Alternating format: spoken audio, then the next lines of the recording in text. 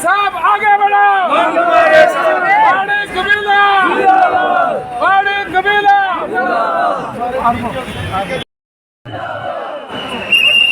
Bharatiya Janata party बनाम रविंद्र राणा साहब, रविंद्र राणा साहब, कबीला,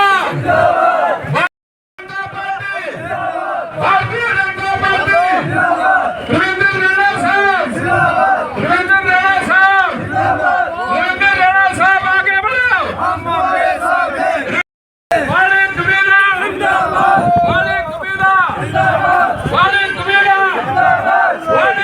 जो मैडम महबूबा मुफ्ती साहिबा ने की है, इस प्रकार की बयानबाजी, इस प्रकार की तलखी नहीं होनी चाहिए। सियासत में एक दूसरे की मुखालफत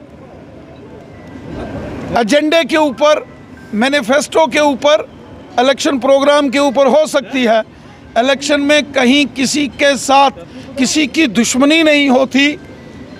एक ज़माना था कि जम्मू कश्मीर में जब कोalition सरकार थी तो उस कोalition सरकार का हिस्सा महबूबा मुफ्ती साहिबा भी थी।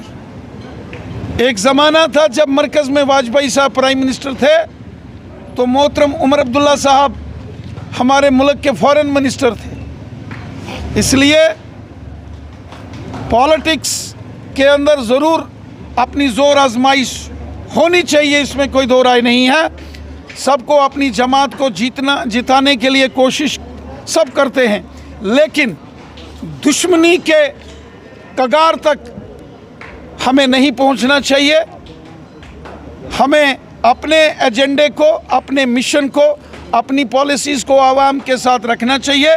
और जो अपनी कारकर्दगी है, जो जब आप हुकूमत में थे तो आपने क्या क्या किया, वो आवाम के सामने रखना चाहिए। और वहीं कश्मीर में आज डेवलपमेंट के साथ साथ जो अमन है, खुशहाली है, ये मोदी हुकूमत की देन है।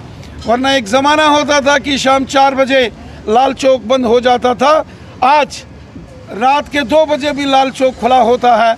और 2 करोड़ से ऊपर टूरिस्ट कश्मीर आते हैं, रजौरी पुंछ आते हैं, और आज अमन है, खुशहाली है।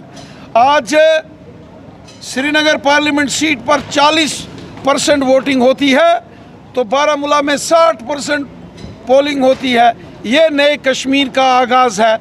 ये लोगों की खुशहाली और जमहूरी निज़ाम में लोगों का बढ़ता हुआ विश्वास है, जिसके लिए मैं वादी कश्मीर की आवाम का मशकूर हूँ और उनका शुक्रगुज़ार हूँ।